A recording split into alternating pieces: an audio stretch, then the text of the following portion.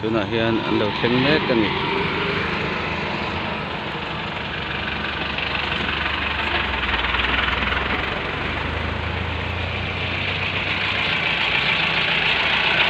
Waktu itu ka na dia.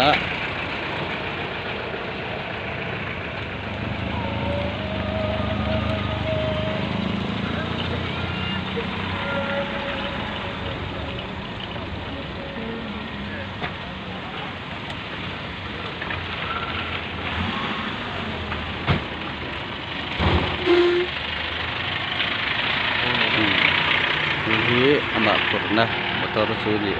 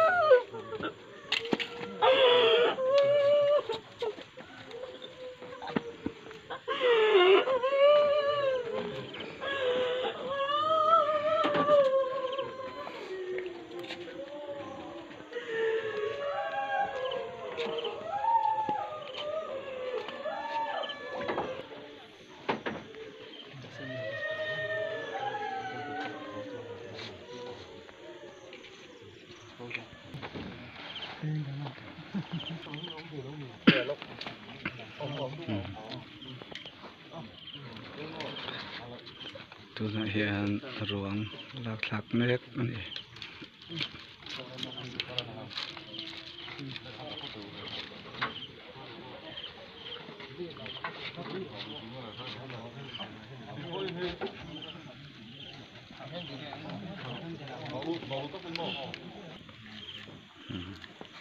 Tuna hian ruang inchhawng thlenpui lidon ani.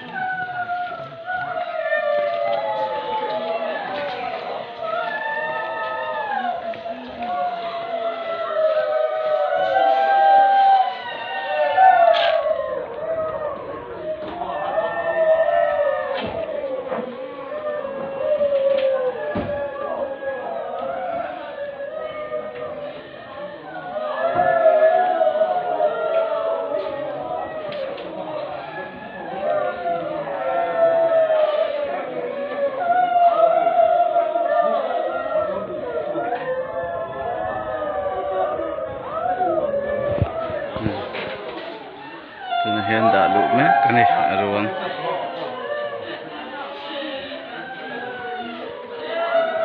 Ni kan than hem khop ma ya tuna hianin ama ui tu te am tak an thei ani.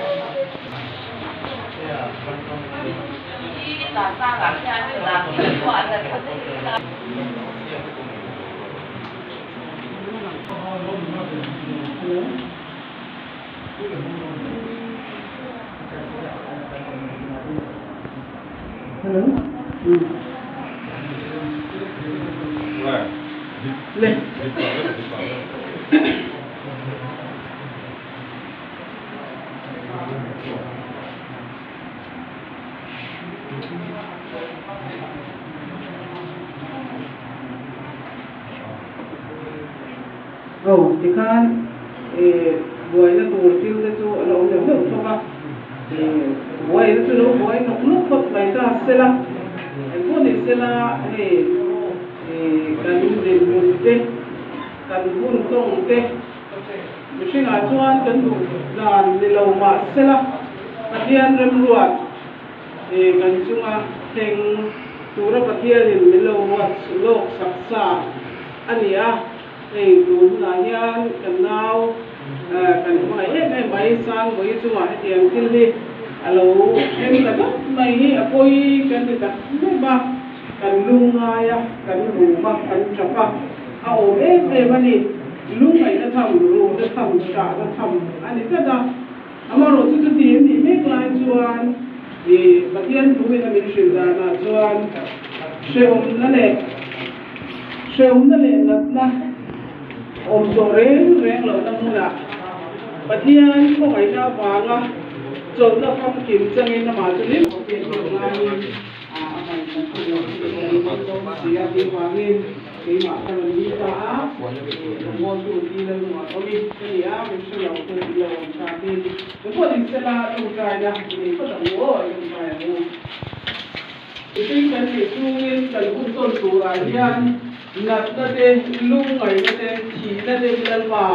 cần luôn mà na để ngay nó ba ama rồi chú lên mà hey hi mình chung ở thiên tụi ra nang ina ipal ani a lalpa kan chunga theng meka ala theng zel don bokani hei tu na hian kan rong boi pui kan nau kan member dum tak mai nula kan da ruan lo chu lalpa achunga alo theng lalpa pai ku siam kan ni angin pai ku ani thali chu lo chu lo mai ni lalpa về thì là như thế là cũng là một cái lắm là một cái dàiแล้วมากันไม่รู้ว่าจะรู้สึกยังไงว่าจะอยู่ที่ไหนเนี่ยแล้วมาเนี่ยที่นี่กันอยู่ที่นี่กันที่เราชวนข้ามวันค่ะกันที่นี่เราอยู่กันตรงเซนี่ที่ชวนเราไปให้กงทุยตะกะให้สนับตะการะไอ้อินเล่ลูเงี้ยไหมอันนู้นเลยป่าชูหัวจะปุ่นเงี้ยไหมแล้วมาแค่นั้นเราตรงนี้ที่มีสวยนั่นนี่กันเชื่อดีอินเล่น่ะชูกันคนไทยกัน